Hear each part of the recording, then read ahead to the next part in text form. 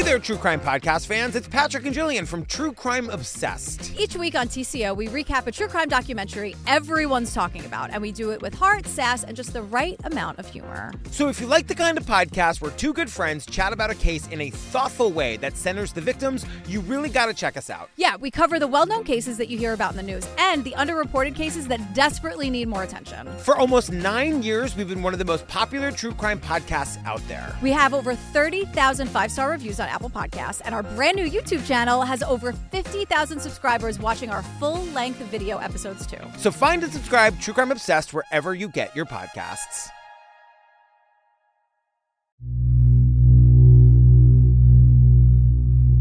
Hi friends, this is Amy B. Chesler of Season 7 of Something Was Wrong and host of What Came Next. I'm hosting this special episode of Broken Cycle Media's series of informational episodes called Data Points. These episodes will include educational information and support on different topics that are important to our community. Thank you so much for listening. In this discussion of false reporting and its detriment on victims in society, we'd like to begin by highlighting how important it is to start by believing. When receiving a report of any kind, no matter the small statistical possibility of it potentially being false, receiving that person safely and with initial openness and understanding can have a vast impact on a victim's trajectory. According to the FBI, false reporting, or a false allegation crime, involves persons reporting a fabricated offense that has occurred against them to a law enforcement agency. False allegations can span many crimes, but in this episode, we'll be referring specifically to sexual assault. Although false reporting of sexual assault does happen and has detrimental repercussions, it's crucial to understand how uncommon it really is. It is nearly impossible to know the exact amount of false sexual assault reports. However, many studies have concluded that the rate of false reporting is estimated to be between 2 and 8%. For example, data on sexual assault cases from the Los Angeles Police Department in 2008 found that 4.5% of the reports were false.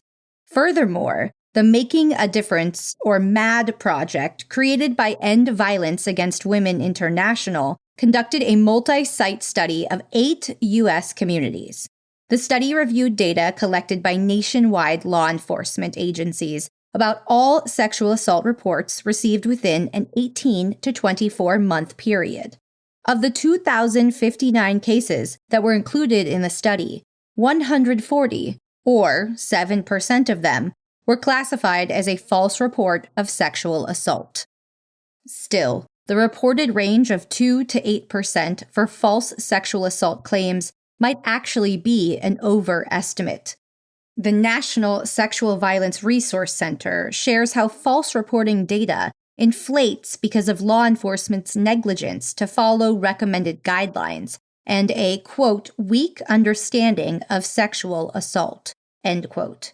Both men and women make false allegations. However, statistically speaking, women are the perpetrators of false claims the majority of the time. One PubMed study on the characteristics of false allegation adult crimes shares that 73.3% of false allegations were perpetrated by women, and 93.3% of perpetrators were Caucasian. 43.3% of offenders were high school graduates without further education, typically in their late teens or early 20s. Also, data shows that the majority of allegations were mainly driven by needs for attention and/or sympathy, which accounts for 50% of allegations. Overall, 23.3% of perpetrators of false allegations had a previous criminal record.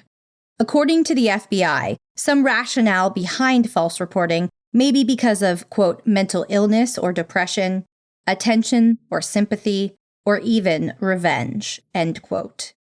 However, no matter who reports false claims and why they do it, it's essential to recognize that false reporting of sexual assault is a criminal offense that profoundly affects survivors and the criminal justice system for a variety of reasons.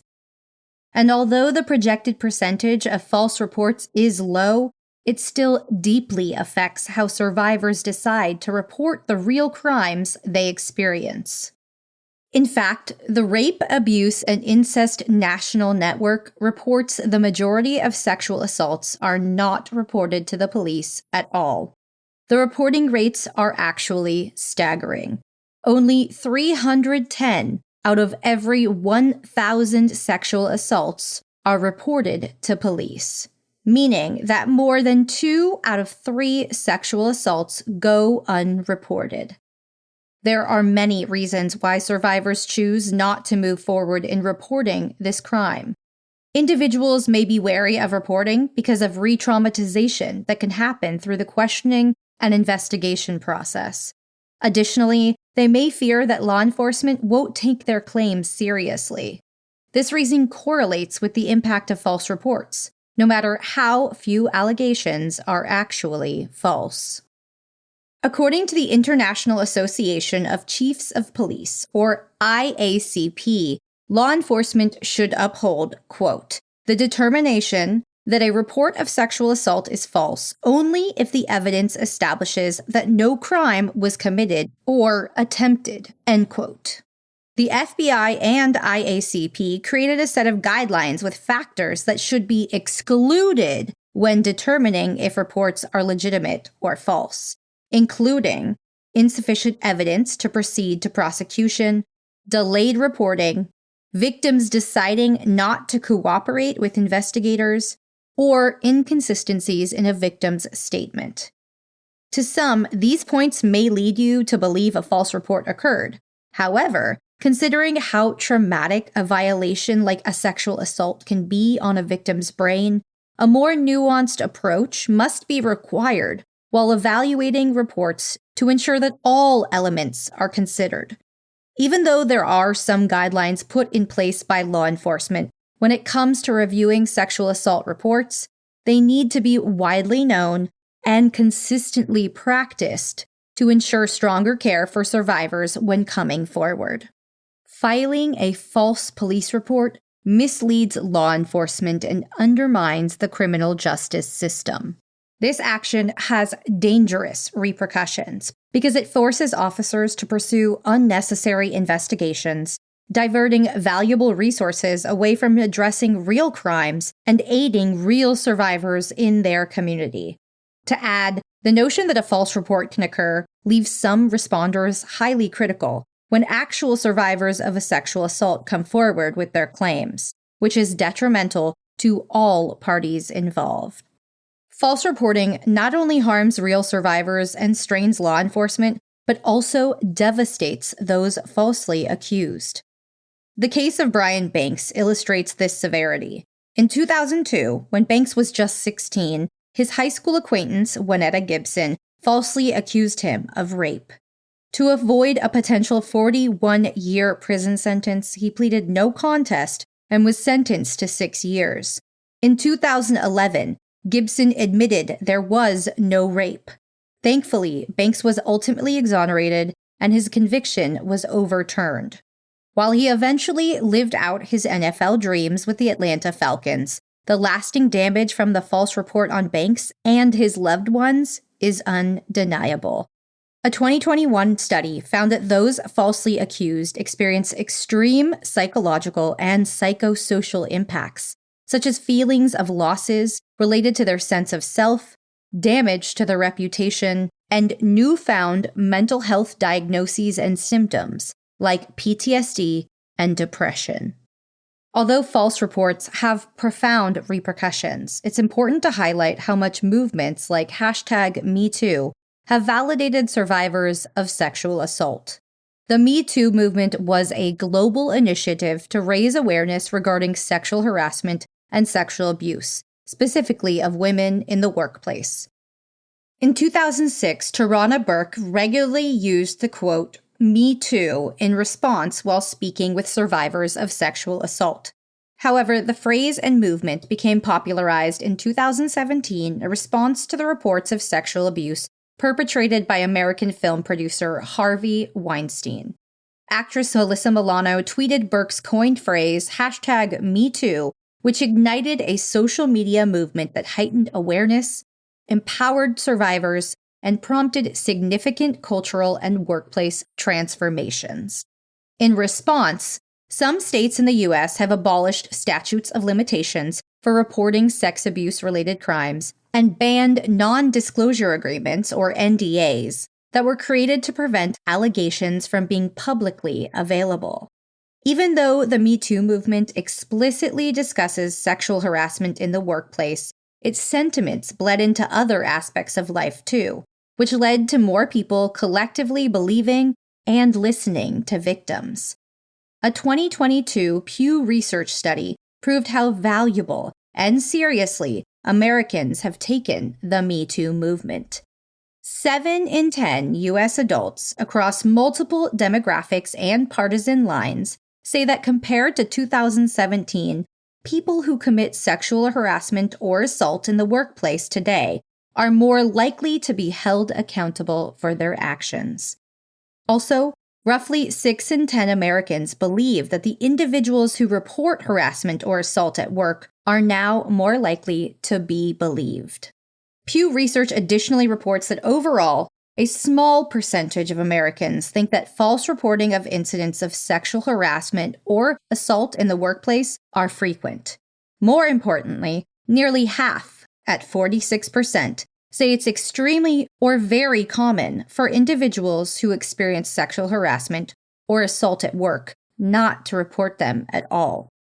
Despite these statistics and common beliefs among Americans, 18% of respondents still oppose the Me Too movement because of the potential of false allegations. Still, the Me Too movement has proven helpful in believing survivors and holding perpetrators accountable.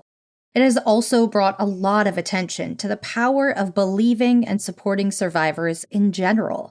Many still view the possibility of false reports as a reason to oppose the movement. This skepticism ultimately leads to a reluctance to believe survivors of sexual assault in any context.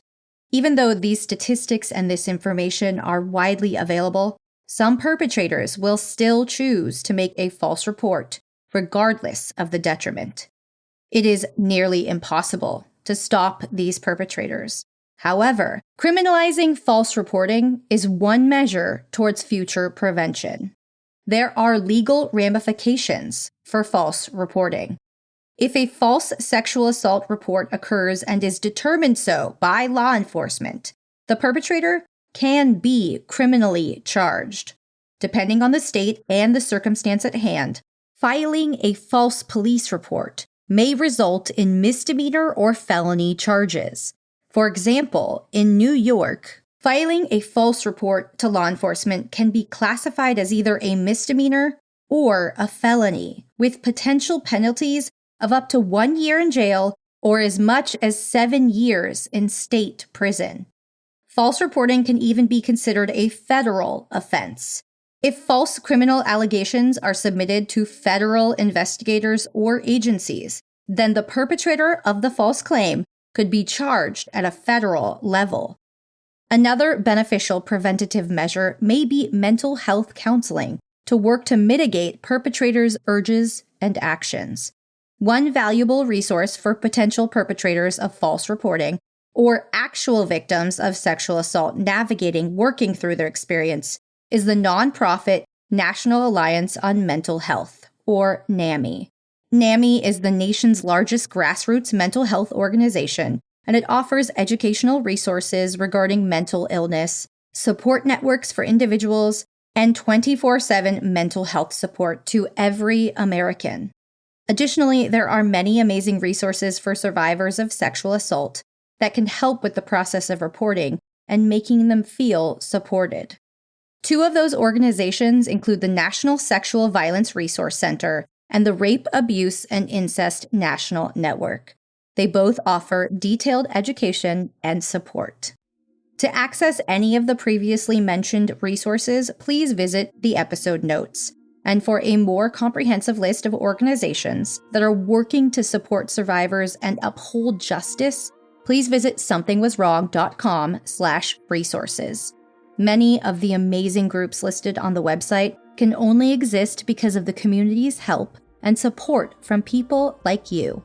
If you'd like to learn more about volunteer opportunities, please feel free to visit the resources page and reach out directly to the organization of your choice. I'm Amy B. Chesler. Thank you so much again for listening and learning with us.